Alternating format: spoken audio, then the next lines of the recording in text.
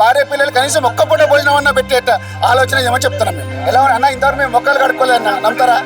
ముఖం కడుక్కోని పరిస్థితులు అన్నమా ప్రతి ఒక్కరు ఓటేస్తేనే కదన్న ఈ రోజు ఫామ్ అయింది.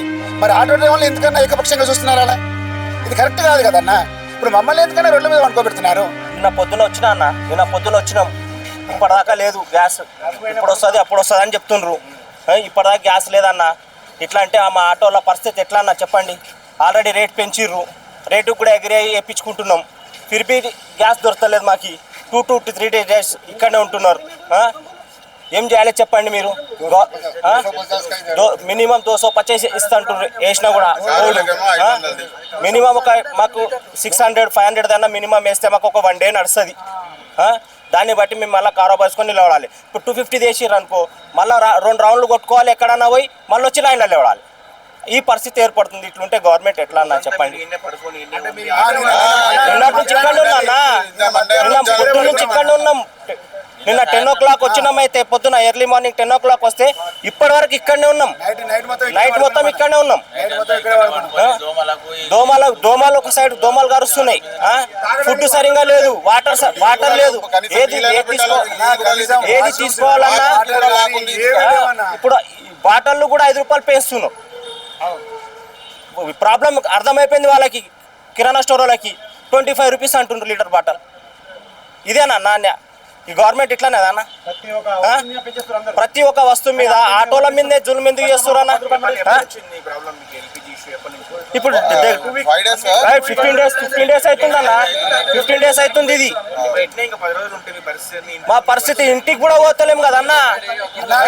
ఇప్పుడైనా కనీసం ఒక్క పూట భార్య పిల్లలు పెట్టినా కానీ కనీసం భార్య పిల్లలు మొత్తం బస్సులు ఉండాల్సి వస్తాను. ఇప్పుడు మా చిట్టీలు ఉంటాయి, మా స్కూల్ పిల్లల ఫీజులు ఉంటాయి, మా ఇండ్లు నడవాలి, రాషన్ రావాలి, అప్పులకి ఇచ్చేది ఉంటుంది, ఫైనాన్స్ కట్టేది ఉంటుంది బండ్లకు మాకి. ఇవన్నీ ఇంటి రెంట్ ఉంటుంది. ఇవన్నీ ఎట్లా చేయాలన్న చెప్పండి?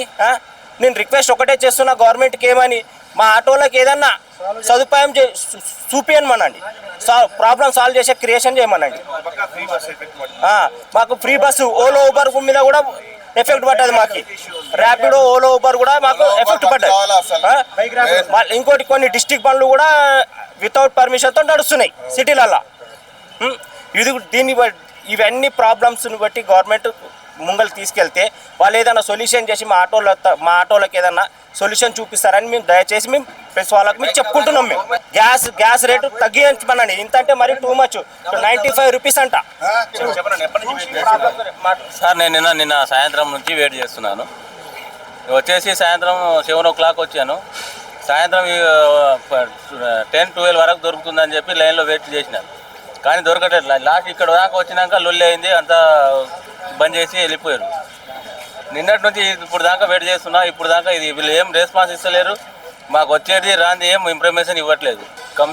ఇంటి సంసారం గురించి ఏదో కాయకూర నూనె అది కూరగాయల గురించి ఏదైనా చేసుకుందామంటే గిట్టగా మా సంసారం వెళ్ళట్లేదు. ఈ నెల కిస్తులు ఎలాగో ఈఎంఐ డ్యూ అయిపోయింది. ఇప్పుడు నెక్స్ట్ మంత్ మళ్ళీ ఉంటుందో ఆటో తీసుకుపోతారో తెలియదు. నిన్న 12 గంటల నుంచి ఇక్కడ వెయిట్ చేస్తున్నాం అన్న. ఇంతవరకు గ్యాస్ రాలేదు. రాత్రి 9 గంటలకు పోస్తా అన్నారు, 9 గంటలకు పోయలేదు అన్న. 11 గంటలకు పోస్తా అన్నారు, 10 గంటలకు పోయలేదు. పొద్దున 7 గంటలకు పోస్తా అన్నారు. ఇంతవరకు ఇక్కడ ఒక్కరు కూడా కనీసం ఇక్కడ అవ్వబడడం కూడా లేదన్న. మా పరిస్థితులు మరీ ఘోరంగా అయిపోయినాయి అన్న. మేము రోడ్ల మీద పడుకోవడం జరుగుతుంది, మా భార్య పిల్లలు ఉపవాసం పడుకోవడం జరుగుతుంది. పరిస్థితులు చాలా ఘోరంగా ఉన్నాయన్న. అన్ని విధాలా అందరూ అవైలబుల్గా ఉన్నారన్న. ఓన్లీ ఒక ఆటో డ్రైవర్స్ మాత్రమే ఇబ్బంది పడుతున్నారన్న. దయచేసి ఈ ఆటో డ్రైవర్ల విషయంలో కొంచెం శ్రద్ధ తీసుకొని ఆటో డ్రైవర్ను బయటపడిచే ప్లాన్ చేయాలని రేవంత్ రెడ్డి గారు రిక్వెస్ట్ చేస్తున్నాను. అంటే ఇప్పుడు మనం చూసుకుంటే పెట్రోల్ ఇష్యూ వచ్చింది, అది అలా పెట్రోల్ క్లియర్ అయిపోయింది అన్న. వాళ్ళు హ్యాపీ ఉన్నారన్న. ఓన్లీ అన్న చెప్తున్నా అన్న, మన తెలంగాణలో ఓన్లీ ఆటో డ్రైవర్స్ మాత్రమే ఇబ్బంది పడుతున్నారన్న. ఈ ఆటో డ్రైవర్స్ వల్ల మా మీద ఎందుకు అంత కక్ష సాధింపు ఉన్నదో తెలియట్లేదు మాకు. ఓన్లీ ఎల్పిజి మాత్రం ఎందుకు రావట్లేదో తెలియట్లేదు మాకు. ఈ ఒక్క విషయంలో రేవంత్ రెడ్డి గారు మాకు సహాయం చేసి హెల్ప్ చేసి మా భార్య పిల్లలు మొత్తం రోడ్డు మీదకి రాకుండా చూసుకొని కనీసం మా భార్య పిల్లలు ఒక్కొక్క పూట అన్నమన్న పెట్టుకునే స్టేజ్ని మాకు కల్పించాలని కోరుకుంటున్నాం.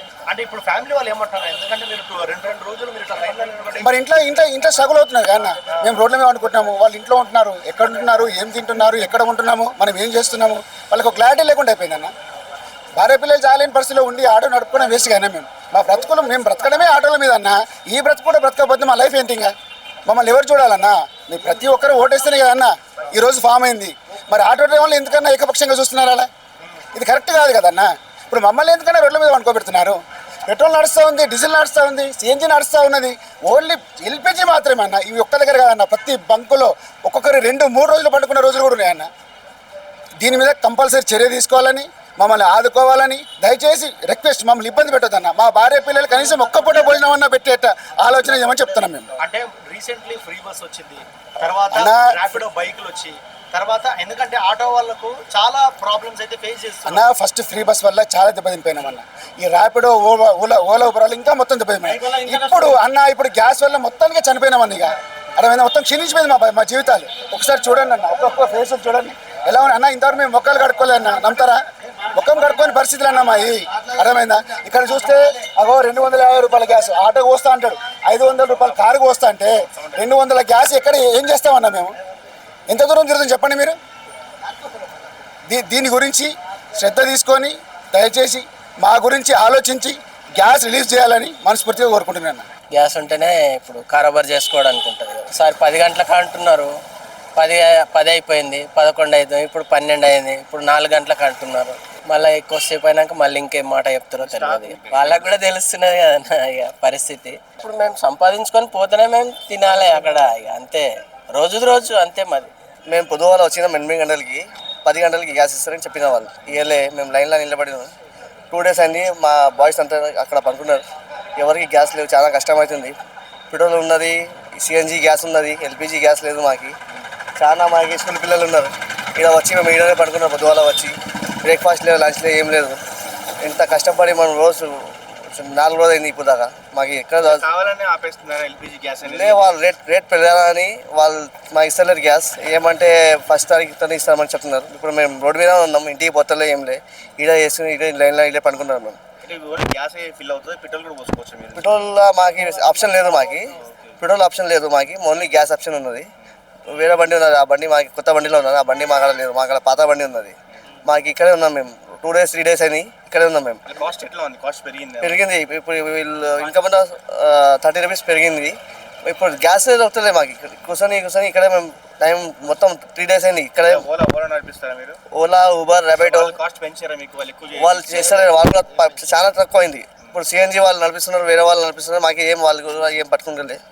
మాకు మొత్తం లాస్ అవుతుంది. 3 డేస్ అనేది మొత్తం లాస్ ఉంది. నడిపిస్తే ఏం లేదు, మాకు అన్నం లేదు, ఏం లేదు, గ్యాస్ లేదు, ఇంట్లో ఏం మాకు ఇంట్లో తినడానికి ఏం లేదు.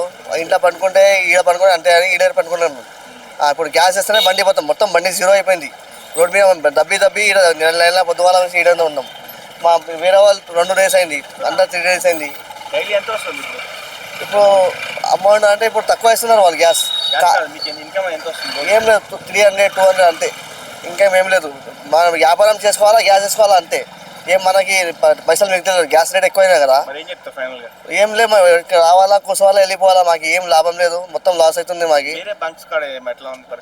అక్కడ కూడా లేదు గ్యాస్, ఎక్కడ లేదు. సిటీలో ఎక్కడ గ్యాస్ లేదు. ఏడైనా పోతే వాళ్ళు బంద్ చేస్తున్నాడు. రాత్రి పండుకోవాలా, పొద్దుగా ఆడుచి ఈడ ఈడుచి ఆడాలంటే గ్యాస్ తిరిగి మాకు టైం అయిపోతుంది. మాకు ఎక్కడ గ్యాస్ దొరుకుతలేదు మాకు.